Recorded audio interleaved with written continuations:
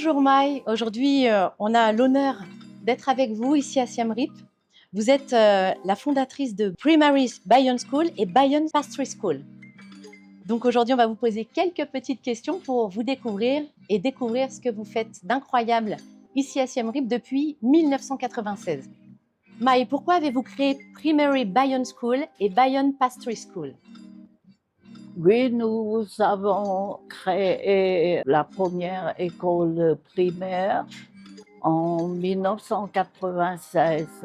Quand je suis arrivée 2 ans auparavant avec des amis, on s'est promené dans les temples et on a vu beaucoup d'enfants qui n'allaient pas à l'école, mais qui vendaient des babioles autour des temples.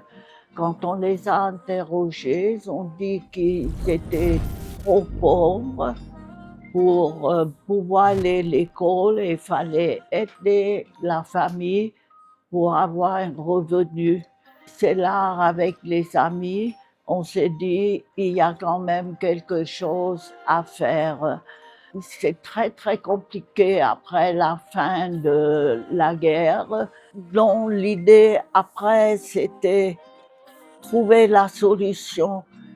Et on est allé visiter la pagode qui est à côté de Bayonne. Et on a rencontré le chef de la pagode.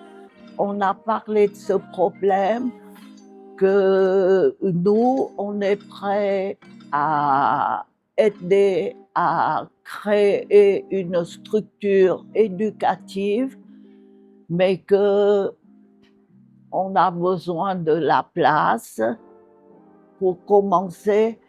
Et là, gentiment, le chef du Bons nous a dit qu'il pouvait, si on veut, il nous donne une classe à la pagode. C'est là où on avait commencé en 96, la première classe où on avait 25 élèves, dont 12 venaient directement des enfants des Bons. L'idée de dire, donner à ces enfants la possibilité de pouvoir aller à l'école. On avait tout autour, quand il y avait classe, d'autres enfants qui regardaient par la fenêtre pour voir ce qui se passait. Et là, donc, petit à petit, on a grandi et aujourd'hui, nous avons en tout 200 élèves pour le primaire. On a toutes les classes depuis le jardin d'enfants jusqu'au niveau 6. Et après, à partir du niveau 6, qui vont au collège ou au lycée, à ce moment-là, on les aide pour aller dans les écoles publiques. On prend en charge pour la fourniture scolaire, pour les costumes, pour le vélo et un petit salaire pour qu'ils puissent manger à midi. Voilà, donc les enfants qui ont fini le primaire de chez nous continuent le collège et le lycée à l'école publique jusqu'au bac. Et là également, après le bac, s'ils veulent continuer l'université, ils choisissent et on les aide aussi jusqu'à ce qu'ils finissent leurs études. Après l'école primaire, vous avez décidé, donc il y a 10 ans, de faire la Bayonne Pastry School, l'école de pâtisserie. Oui. Est-ce que vous pouvez nous en parler un petit peu? L'idée aussi, c'est que le résultat, c'est que on a vu que parmi tous nos élèves, il y a certains qui ont la possibilité d'aller plus loin, c'est-à-dire d'aller jusqu'au bac et peut-être après le bac, l'université. Mais on voit également parmi tous ces élèves, il y a ceux qui n'ont pas la capacité ou ils n'ont pas envie, ils veulent s'arrêter, avoir un métier, aider la famille. Donc cette idée de créer cette école, cette formation, c'est uniquement pour les jeunes filles, pour leur permettre, s'ils ne peuvent pas continuer, au, au niveau 10, ils savent lire, écrire, ils savent parler une langue étrangère, donc ça leur permettra d'avoir un métier. Dans cette école, surtout au niveau de la pâtisserie, ça peut aider, comme ici à Siem Reap, pour on vit vraiment pas pour le tourisme, avec les hôtels, les restaurants, c'est une aide, d'autant plus que ces jeunes filles viennent, nous recrutons également dans les autres provinces, pas seulement à Siem Reap,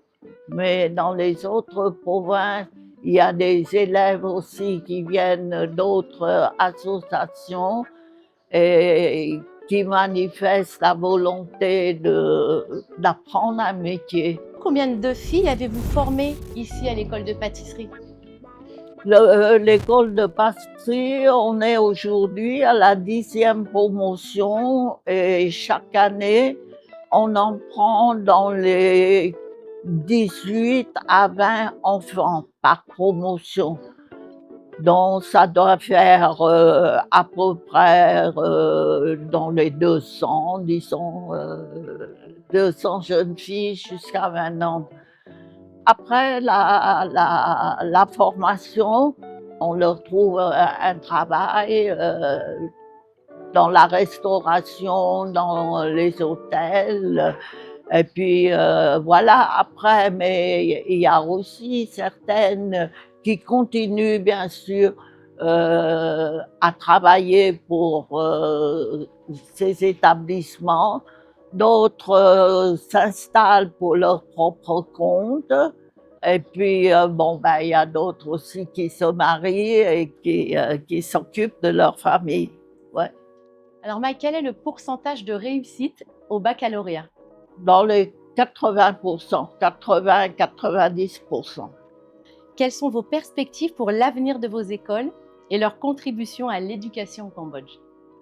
Qu'on souhaite, c'est surtout pour encourager de plus en plus les enfants qui ont le bac à poursuivre vraiment les études de université plus haute dans le domaine agriculture, dans le domaine de commerce, dans beaucoup de domaines. Nous sommes à Siem Reap et la plupart des universités pour aller plus haut, plus loin, c'est à Phnom Penh. Vraiment, notre souhait, c'est d'avoir plus de nos sponsors pour pouvoir pousser un peu dans ce sens-là, parce que on voulait qu'ils aient vraiment, ces enfants, une place dans l'économie du pays. À 87 ans, quels conseils donneriez-vous aux jeunes femmes aspirant à une carrière de pâtissière? Moi, ce que je conseille à tous les élèves, c'est d'abord, il faut travailler. Il faut vraiment, c'est très important, de persévérer, de continuer à travailler, à communiquer et surtout apprendre bien une langue. Déjà, la base, c'est l'anglais. Et beaucoup, c'est vrai, ont besoin par la suite de parfaire aussi, de bien pouvoir parler, que ce soit l'anglais, le chinois ou autre chose, de persévérer, de travailler parce que c'est important. Mike, je vous invite à faire un petit bout de chemin avec moi. et nous parler donc de cet endroit fabuleux. Donc on est ici au coffee shop, mais c'est aussi l'école de pâtisserie. Est-ce que vous pouvez me parler du coffee shop qui est juste derrière nous? Oui. Ici, nous avons d'abord commencé par l'école de formation avant de faire le coffee shop, parce que nous avons vu après que ce que les enfants ont appris, on aimerait bien aussi faire connaître au public, aux gens. Et donc, on a créé cette coffee shop, d'abord aussi pour faire connaître les produits faits par les enfants, mais de l'autre côté aussi, on a un bénéfice sur l'avant. Avec ce bénéfice, on peut aider l'école dans la formation. D'accord, très bien. C'est dans ce but-là aussi, voilà, pour soulager un peu notre budget. Très bien, ça, les bénéfices vous servent vraiment à investir. Voilà, tout sera versé dans la formation pour très bien. aider. Maï, vous nous donnez un petit mot pour la fin? Pour le mot de la fin,